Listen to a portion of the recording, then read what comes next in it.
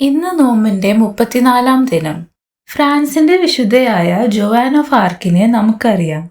ഇംഗ്ലണ്ടും ഫ്രാൻസും തമ്മിലുള്ള യുദ്ധത്തിൽ ഫ്രഞ്ച് പട്ടാളത്തെ ആൺവേഷത്തിൽ നയിച്ച ധീരവനിത.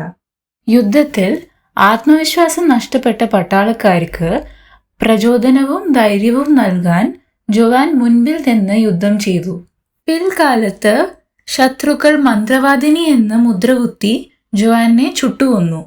മരിക്കുമ്പോൾ ജോവാന് 19 വയസ്സായിരുന്നു. ഇന്ന് ജോവാൻ ഫ്രാൻസിന്റെ അഭിമാനമാണ്. അതുപോലെ ഐറീൻ സാൻഡലർ വാൾസോ ഗെറ്റോയിൽ നിന്നും 2500 കുട്ടികളെ രക്ഷപ്പെടുത്തിയ ധീരവനിത. രണ്ടാം ലോക മഹായുദ്ധം നടക്കുമ്പോൾ യഹൂദരെ ഒന്നിച്ച് അടച്ചിടാൻ നാസികൾ ഒരുക്കിയ സ്ഥലം. ഗെസ്തപ്പോ എന്ന രഹസ്യ നാസി പോലീസ് അവരെ കണ്ടുപിടിച്ച് അറസ്റ്റ് ചെയ്ത് പീഡിപ്പിച്ചു.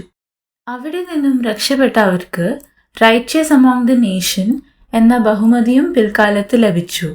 ആ 2500 കുട്ടികളും ദൈവമഹത്വം ഐറീനിന്റെ കൈകളിലൂടെ അനുഭവിച്ചറിഞ്ഞവരാണ്. സൽപ്രവൃത്തി ചെയ്യുമ്പോൾ ദൈവത്തെയാണ് നമ്മൾ മഹത്വപ്പെടുത്തുന്നത്. നമ്മൾ നൽകുന്ന വെളിച്ചം ചിലർക്കെങ്കിലും പ്രതീക്ഷയുടെ കിരണങ്ങളാണ്.